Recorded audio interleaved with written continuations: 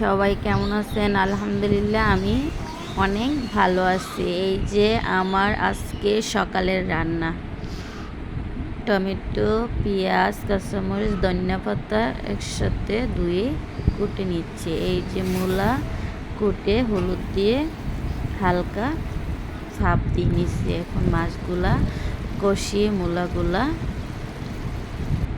মাছ মূলা একসাথে কষিয়ে বসাবো। তারপরে এই যে রান্নার শেষ পাট, এই যে এখন পাঁচমিশালি মাছ, টাকি, শিং, তারপর বাইম, ট্যাংরা সব কিছু একসাথে মিক্সড করে নিয়েছি।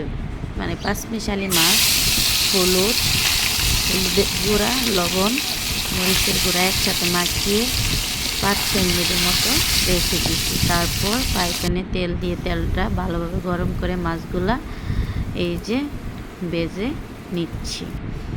এখন অন্য একটা কড়াইয়ের মধ্যে পেঁয়াজ তেল দিয়ে ভাজবো।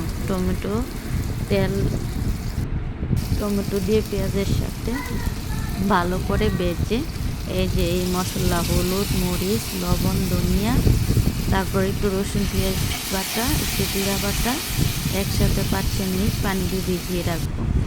তো এই কষানো হয়ে গেছে, এখন পানির বগল ওঠা আগ পর্যন্ত অপেক্ষা করব। এই যে আমার রান্নার শেষ পরিপাটি। কেমন হলো কমেন্ট করে জানাবে।